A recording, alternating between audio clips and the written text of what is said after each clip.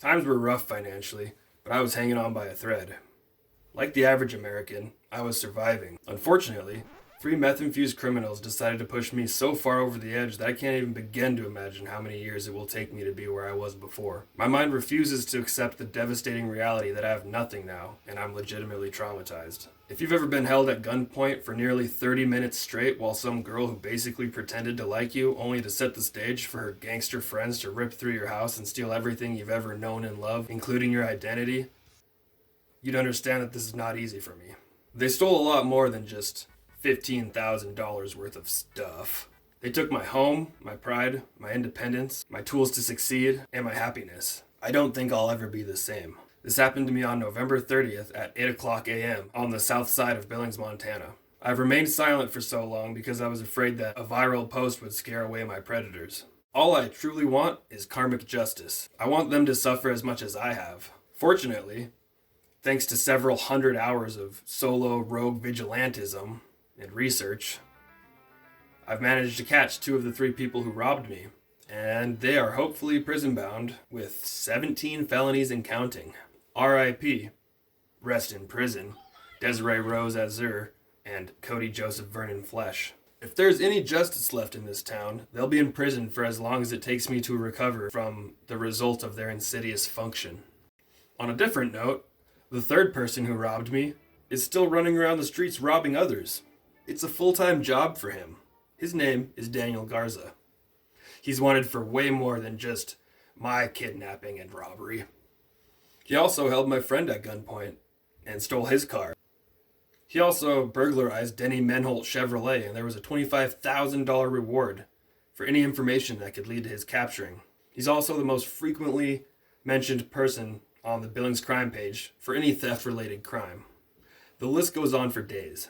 The police have obtained warrants to search areas of interest related to Garza, and they have managed to recover a very large amount of stolen items already. It is a fact that Daniel Garza is a mutual friend of Desiree Rose Azur, the girl who robbed me, on Facebook, and that's how I found him. Desiree goes by Sin Says on Facebook.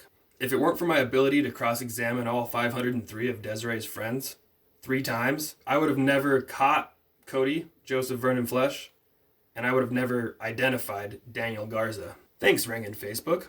Additionally, my personal detective, a handful of Good Samaritans, and some casino attendants have reached out to me with a resounding yes. The third person from your robbery is definitely Daniel Garza. He used to come into the casino all the time with Cody Flesh, that guy who you already caught. They're good friends. All the dots connect. Last but not least, Daniel Garza's own mother reached out to me and said, yeah, I can identify the person who is in that video of your robbery to be my own son. And I was like, are you sure? And she's like, yeah, I'm pretty sure I recognize my own son. Albeit, she also asked me to remove that post from the Billings crime page because it was causing her problems or something like that. People were getting aggressive, and they're like, yes, we know your son Daniel Garza did this. And it's not cool, ma'am. We're gonna have to, do something about it because the cops clearly aren't. And this made Sean Hunt very scared, as it should. Anyways, when Sean Hunt asked me to take that post down, I said no. But you can take it up with the Billings crime page administrators. And that's exactly what she did. She got it removed. Good job, Sean Hunt. Now no one's looking for your son anymore. He's gonna come out of hiding and magically just skip down the street. I don't know what she thinks is gonna happen, but that's not gonna happen. Anyways, Sean Hunt considers herself to be a pretty big deal. She has connects in the law and the streets. Unfortunately, the Department of Justice seems to be protecting Daniel Garza.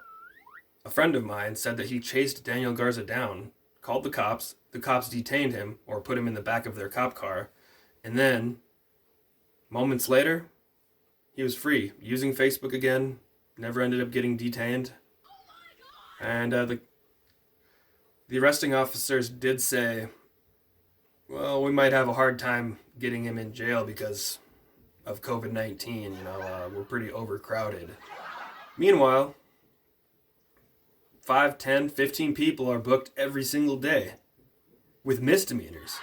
This kid's running around with hardcore felonies. Sean Hunting's definitely running around telling all of her son's victims to just chill out and let it be because we got it all taken care of. And no, don't worry about it.